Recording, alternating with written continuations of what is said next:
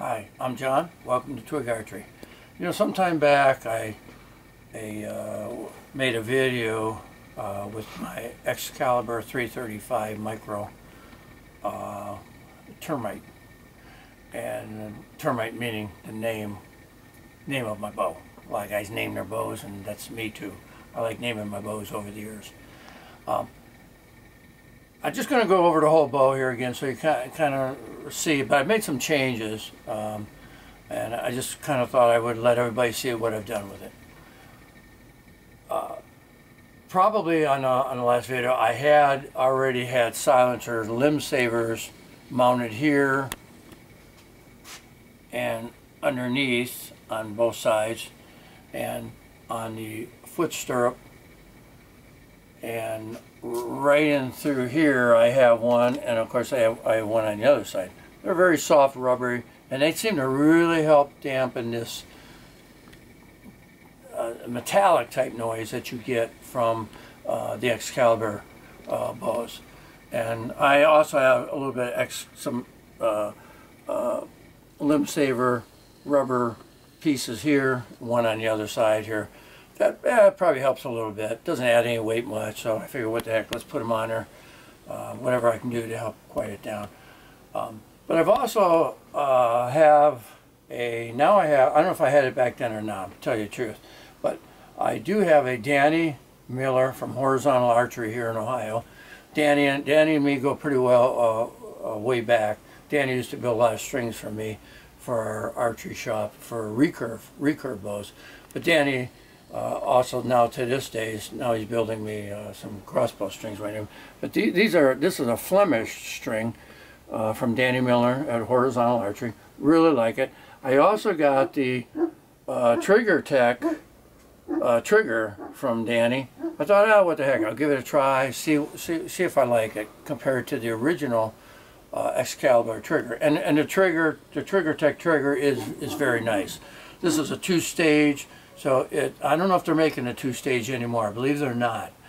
They're just making a one-stage. But this was a two-stage, and all that meant was there was a little more play or when you first draw back. There's a little give there, a little play, and then it hits like a little wall, and then it says real smooth. You know, excellent trigger on that there.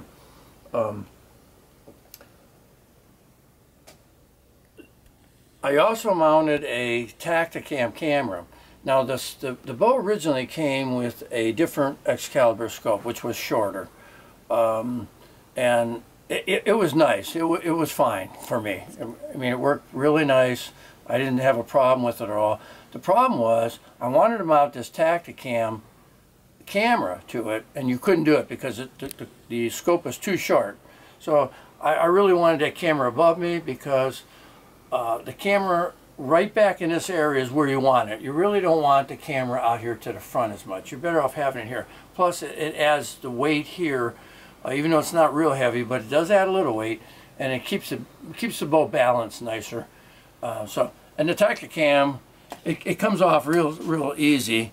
Basically, you just squeeze it here and you can push it off and lay that there, and then the whole bow as a package would actually go right in my crossbow case, and it snaps right back on. So it's adjustable a little bit. So I'm anxious to try this fall, and hoping that we're going to get some decent videos with the camera. Of course I have these type of covers from a scope. I kind of like them a little bit better, and I'm kind of a fanatic, I guess, maybe because I've been a recurve and a longbow hunter for years, until I've had some shoulder issues, and so all these screws in through here are actually, I believe they may be stainless. I'm not sure, but they were kind of shiny, so I just painted them up a little bit with some with leather dye, which I use here in the shop, and I even used the leather dye down right in through. Let me take this quiver off. Let me get that off there so you can see this. Right here is where they write Excalibur And same deal on this side here. They have Excalibur's logos and stuff in there, and their writing.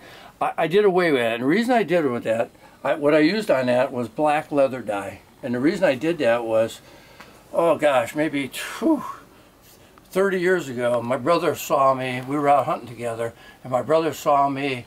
I wasn't hunting with a crossbow, I was hunting with a recurve.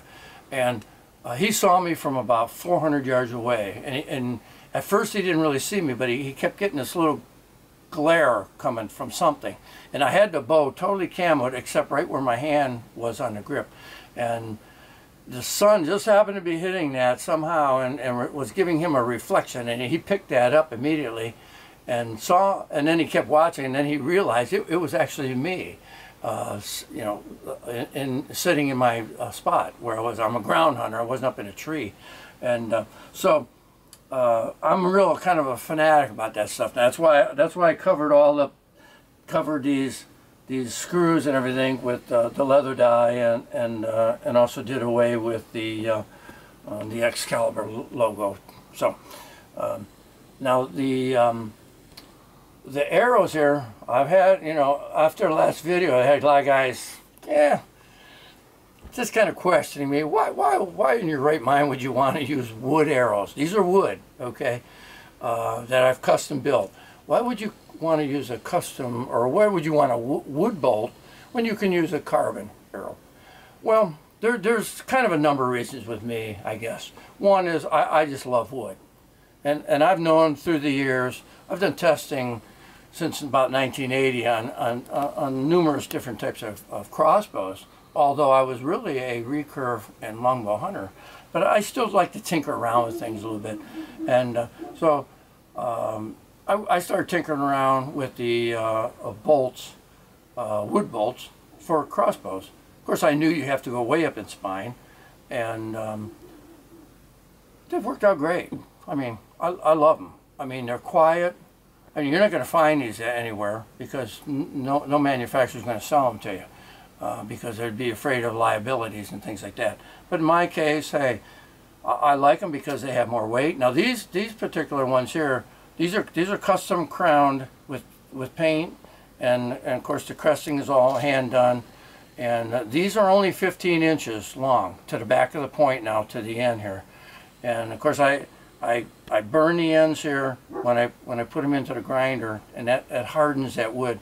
But this wood is very well known for taking and just, it will take tremendous pressure in a downward motion. In other words, we take, like here's one here. Now these all the way around in the 440 range, pretty close to 440, give or take 5 grains. It's not really, it doesn't seem to be that important.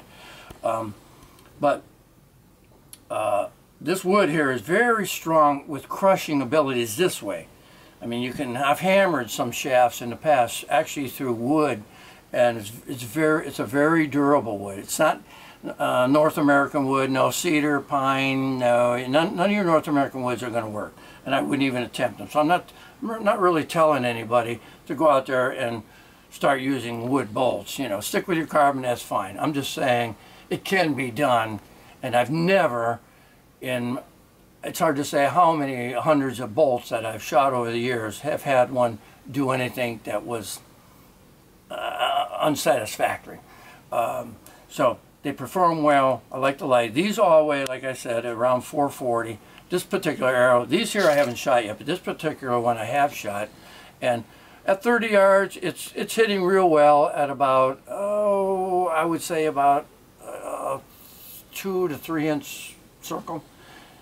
For me personally, being a traditional bow hunter for years, that was plenty good, because I'm not going to take a shot over 30 yards anyway. So it's good. It also, wood is more dense, it's heavier, it quiets the bow. I think it's a little problem nowadays. Guys are using too light of carbon arrows out of their bows. They need to up the weight a little bit. It's much easier on your limbs when you have a little more weight to absorb, that energy there. So anyways, I just thought I would touch base with everybody out there. But I really like the trigger tech. I love the Tacticam, and everything's working just great right now. So Thanks for joining us at Twig Archery. Remember to shoot twig and score big, and we'll see you next time.